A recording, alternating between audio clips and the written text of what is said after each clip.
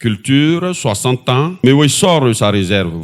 Mewe a annoncé les couleurs de la célébration de ses 60 ans de vie qui partira d'Abidjan jusqu'à San Pedro. La structure Enfants Bénis Production a tenu une rencontre le vendredi 19 août 2022 à Cocody-Angré pour annoncer les couleurs de la célébration des 60 ans de vie de l'artiste Mewe. Les samedis 8 et 15 octobre à Abidjan, salle Louga François et à San Pedro. Occasion au cours de laquelle le créateur du Zoblazo a dévoilé des secrets sur sa longévité et les enjeux de la célébration de ses 60 ans de vie. Après une première célébration le 19 mars 2022 à Paris, Mewe a estimé qu'il n'était pas normal pour lui, en tant que digne fils de la Côte d'Ivoire, de ne pas partager de tels moments avec ses frères et sœurs ivoiriens. Cette grâce d'atteindre les 60 ans, le professeur Awolowo compte la vivre à travers de grands moments de partage et de communion avec ses fans et son pays. Né le 17 mars 1962, Frédéric Ewi Mewe a décidé de marquer de façon éclatée cette année 2022 qui consacre ses 60 ans de vie. Si une première partie de ces moments que l'artiste estime uniques dans la vie de tout homme a déjà été célébrée à Paris et en France le 19 mars 2022 dernier, il apparaît toutefois pour lui que l'étape de la Côte d'Ivoire est l'une des plus importantes.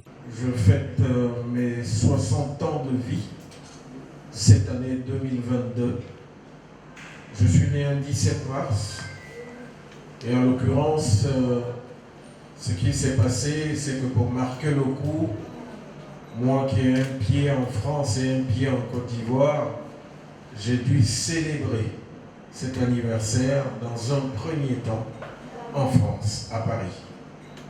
Et c'était le 19 mars dernier.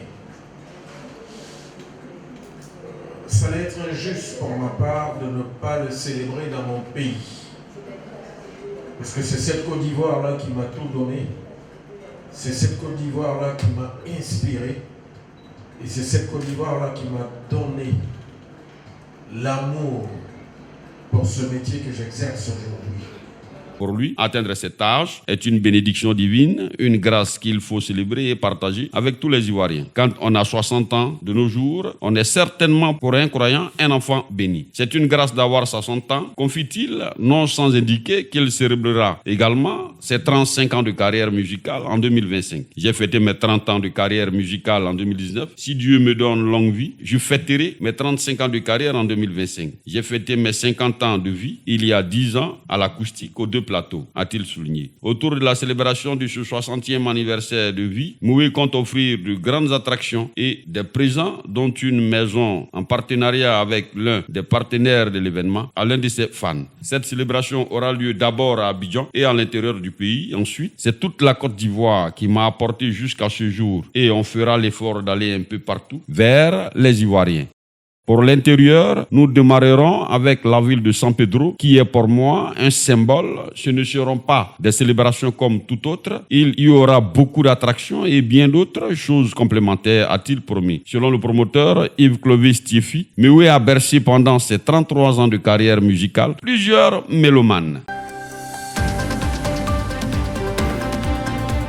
Kenya, élection présidentielle. Raila Odinga conteste sa défaite à l'élection du 9 août et saisit la Cour suprême.